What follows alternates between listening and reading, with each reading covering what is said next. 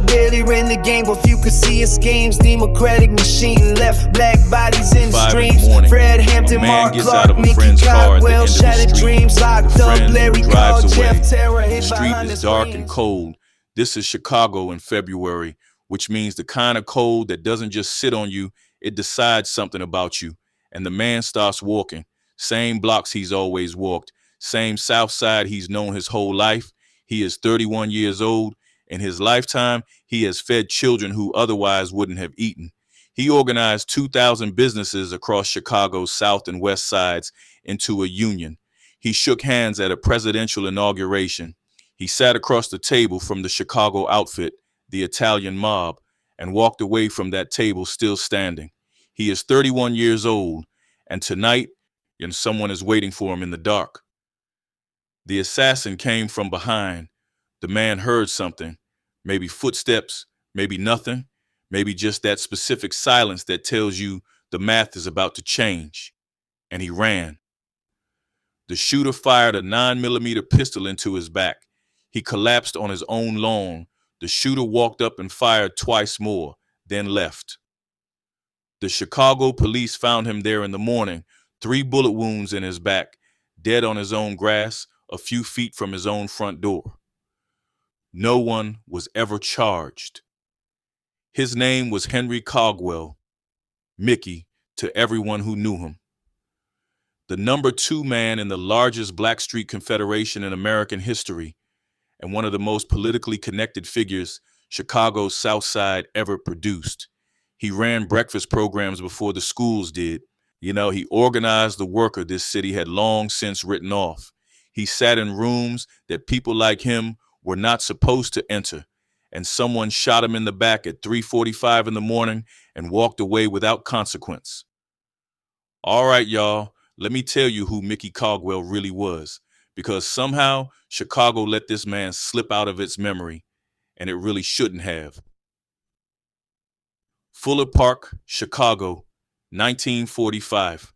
I want y'all to picture the South Side before folks turned it into a headline, before the news cameras showed up, before the statistics, before the city got a little too comfortable turning black neighborhoods into a punchline.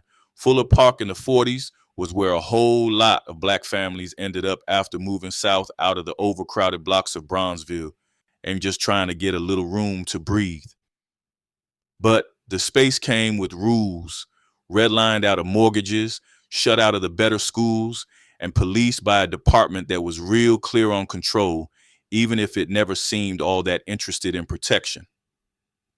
Henry Cogwell was born into that world in 1945. People called him Mickey. He grew up near the corner of 53rd and Princeton, which is the kind of address that tells you everything and nothing at the same time. There was already an organization on those streets before Mickey was old enough to run them. The Egyptian Cobras, founded in spirit by a man named James Caldwell, going back to the 1940s. A street organization rooted in neighborhood loyalty, the way most of them were at the beginning, before the money and the bodies changed the math. When Mickey came into the Cobras, he didn't just join, he absorbed. By the time he was in his early teens, he was building the thing outward, recruiting, consolidating, making the Cobras into a Southside force that people actually reckoned with. By 17, he was working the policy racket. For those who don't know, and I didn't, the first time I came across this, the policy racket was Chicago's underground lottery, numbers runners, betting slips, neighborhood economists who operated outside the banks that wouldn't give black families loans anyway. It was illegal, yes.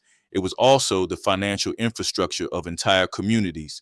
Mickey Cogwell, at 17 years old, was already inside that system. And then, in 1962, he did something nobody expected. He walked across enemy lines and proposed a truce. The Blackstone Rangers were the other power on the South Side, founded by 2 teenagers, Jeff Fort and Eugene Hairston, while both of them were locked up at the Illinois School for Boys in St. Charles. A reform school, which means the 2 men who would eventually run the largest Blackstreet Confederation in American history built their organization from inside a juvenile detention facility. Mickey Cogwell reached out to them anyway and proposed an alliance. The wars between the Cobras and the Rangers stopped. That's not nothing. That's political instinct.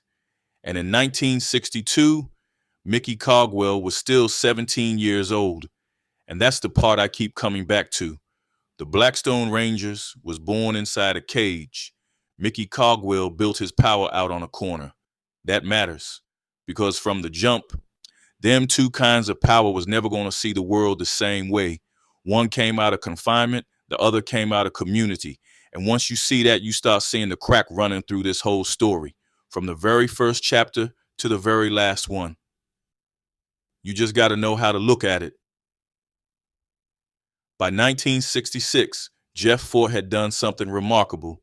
He had taken 21 separate South Side Street organizations, gangs who had been fighting over blocks, corners, territory none of them actually owned, and folded them into a single confederation, the Black Peace Stone Nation, roughly 5,000 members, a governing council called the Main 21, one leader from each original gang. Mickey Cogwell sat at number 2. Think about what that means practically. The number 2 in a 5,000-person organization that controlled the south side of Chicago. The Egyptian Cobras became the Cobra Stones. Mickey became the second most powerful man in the room, and then he decided to use that position for something, not just the streets, something bigger. The Cobra Stones ran a breakfast program in Fuller Park. Before Chicago public schools offered free meals, before any government agency had bothered deciding that feeding children before school was worth doing, Mickey Cogwell's people were already doing it. And I'm not going to overclaim. I've seen the argument that it was the blueprint for every school lunch program in America, and I think that's a stretch. But on Chicago's South Side in the 1960s, if your kid ate breakfast before school, there was a real chance a street organization made that happen. Make of that what you will. In 1967, the federal government made a decision that, in retrospect, tells you everything about how America was thinking about its cities at the time. The Office of Economic Opportunity awarded nearly $1 million to a community group called the Woodlawn Organization. The explicit purpose, job training for unemployed youth on the South Side. The catch, the Blackstone Rangers, Mickey's Confederates, were hired as staff. The government's own rationale, as recorded, was that the program would, quote, take advantage of the apparent leadership skills of the Rangers, who would pass these on to disenfranchised youth, thereby working to solve America's growing urban tensions. The United States government, in 1967, officially decided that street gang leaders had better organizational skills than anyone else available, either the most cynical thing I've ever read or the most honest, possibly both, and he kept building. By 1974, he had obtained a union charter, Local 304 of the Hotel and Restaurant Employees and Bartenders Union. He organized workers on the south and west sides, the kitchens, the bars, the restaurants that served the neighborhoods everyone else drove past. Secretary of Local 304, a gang leader, running a labor union, organizing workers across two sides of a city, and then January of 1969, Richard Nixon's presidential inauguration. An Illinois politician arranged invitations for Jeff Fort and Mickey Cogwell, and they went, two South Side gang leaders, at the United States Capitol, at the inauguration of the President of the United States. The government was surveilling them, prosecuting their people, underfunding their neighborhoods. It still found them useful enough to put on the guest list. That tension, threat, and resource at the same time defined Mickey Cogwell's entire public life. He built breakfast programs. He ran a union. He shook the president's hand. I haven't told you yet what the Chicago Police Department thought he was. That's what Mickey Cogwell looked like from the outside. Here's what the Chicago Police Department saw when they looked at the same man in 1970. The commander of the gang intelligence unit identified Cogwell in the department's own records, officially by name. Quote, the link between gangs and organized crime, and particularly the Chicago outfit. Not a gang member, not a drug dealer, the link, the connective tissue between the street world and the mob. That's a specific kind of power. That's a man sitting in two rooms at the same time. The outfit, for anyone who needs the geography lesson, the Chicago outfit was the Italian-American organized crime family that had run this city's underworld since Al Capone was still a name you said out loud without irony. Gambling, loan sharking, extortion, protection rackets across the north side and beyond. And according to the CPD, Mickey Cogwell was the man bridging that world to the Black South Side. The police said they had photographs, an actual rendezvous between Chicago outfit figures and Black Peace Stone leadership. What they believed was happening, a collaboration to control the policy racket, the clubs, the taverns, the liquor stores in the Black community, shared territory, shared revenue, two criminal ecosystems agreeing on a map. And there's a specific name attached to this.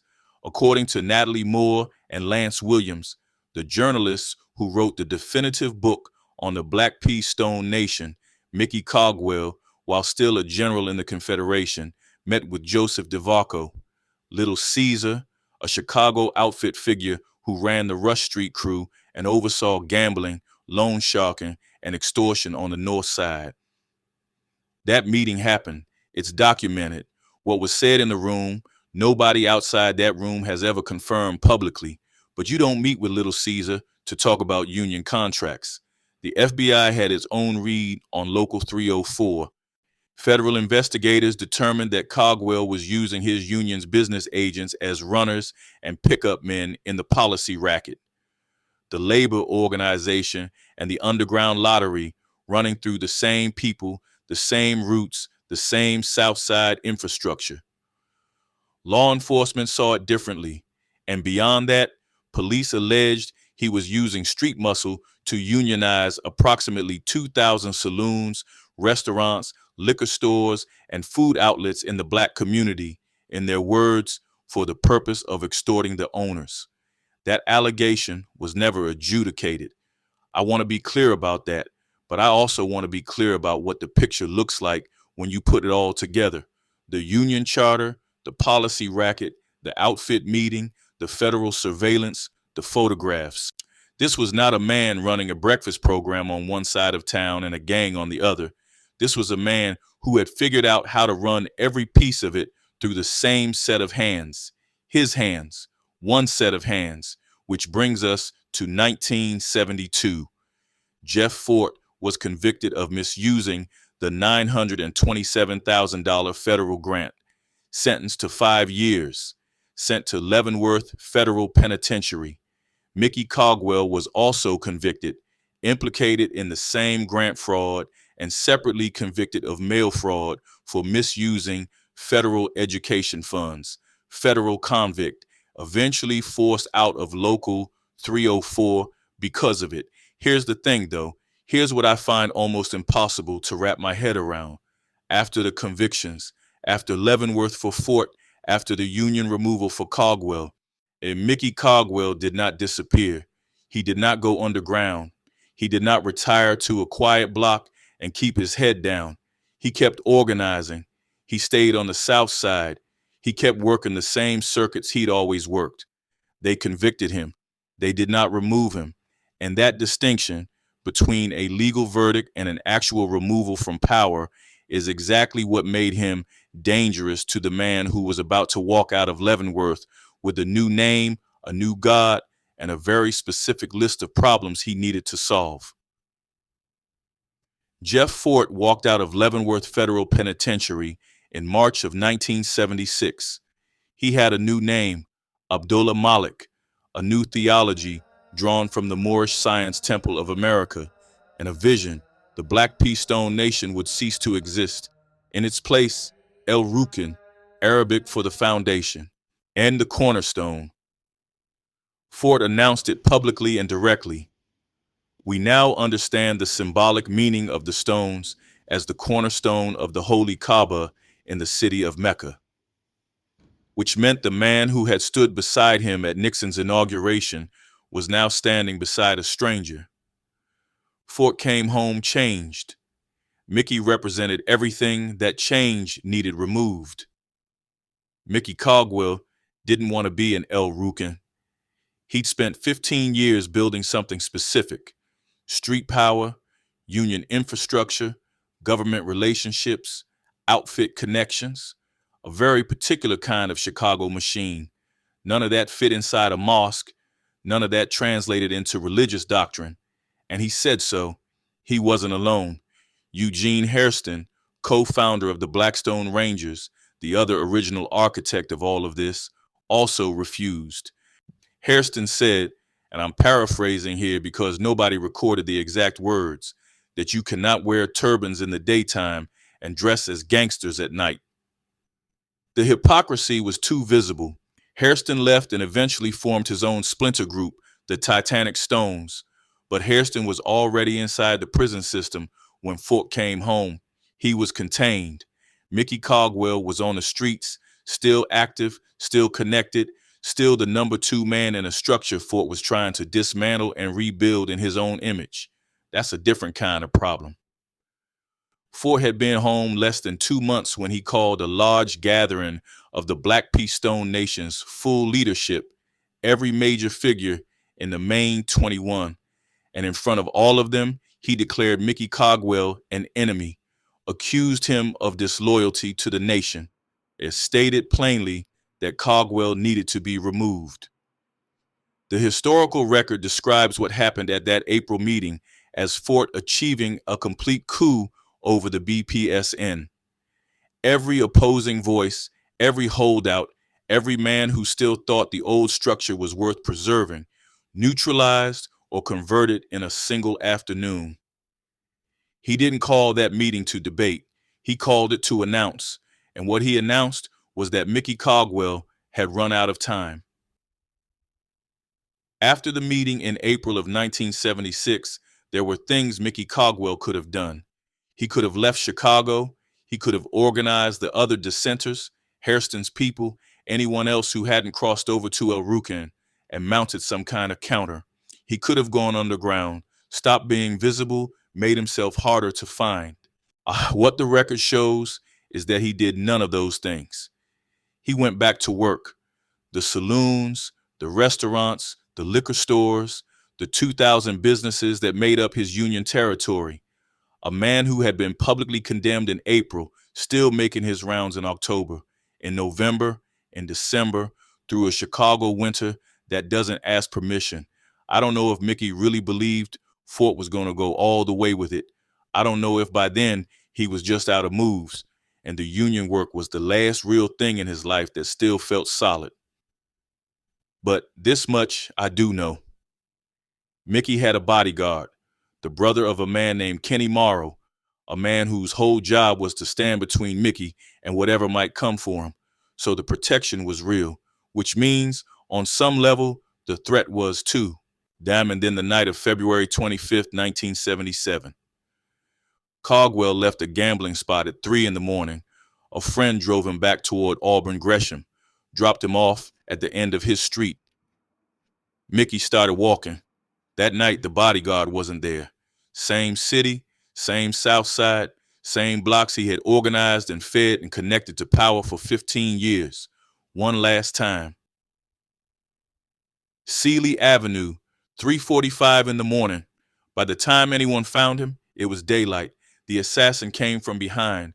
Cogwell heard something and ran. The shooter fired into his back. He collapsed on his own front lawn. The shooter came back. 2 more shots, then nothing. The Chicago police found him there in the morning. 3 bullet wounds, dead on his own grass, a few feet from his front door. Jeff Fort was widely understood to have ordered it. And then, this is the part that shifts the weight of the whole story, Mickey's bodyguard, the man whose entire job was to stand between Cogwell and whatever came for him, was also killed in the weeks that followed. Now I want to be careful here because this ain't a courtroom and I'm not going to talk like it is. What we know for sure is simple. Both men ended up dead. And what the reporting strongly points to is that those two deaths were not random.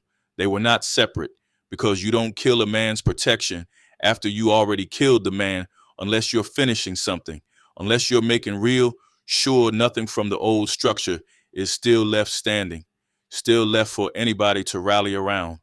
No one was ever charged, not for Mickey, and not for the man whose job was to protect him. Jeff Fort had set out to replace one version of the Black Pea Stone Nation with another. Mickey Cogwell was the most visible proof that the old version still existed, and now he was gone. His people, the Cobra Stones, renamed themselves the Mickey Cobras. In a world where the powerful name things after themselves, that is the most tender thing I know about who Mickey Cogwell was to the people who actually knew him. Here is where the story lands. Jeff Fort built El Rukin into one of the most feared criminal organizations in American history. He ran drug operations from inside prison. He was convicted of ordering a murder, and eventually, and this is the part that still doesn't feel real when you read it, a federal jury found him guilty of conspiring with the government of Libya to carry out terrorist attacks on American soil in exchange for $2.5 million. In 1987, he was convicted of that conspiracy, 80 additional years on top of what he was already serving. In 1988, convicted of ordering a murder, combined sentence 168 years. The El Rukins were dismantled by federal prosecutors by the early 90s. The organization Jeff Fort killed Mickey Cogwell to build does not exist anymore. The organization named after Mickey Cogwell is still active on the streets of Chicago today. Nobody was ever charged for what happened on Sealy Avenue. Diamond, at the end of all of it, the 168 years, the terrorism conviction, the dismantled empire, what I keep coming back to is one block, Sealy Avenue, 3:45 in the morning. A man gets out of a friend's car. The friend drives away. The street is dark. Whatever power Mickey Cogwell had built, the union charters, the government grants, the mob connections, the seat at every table, none of it was on that block with him. He ran. He didn't make it. Nobody was ever charged. He built bridges between rooms Chicago never meant to connect. And in the end, none of that power could save him from the last few steps between a friend's car and his own front lawn.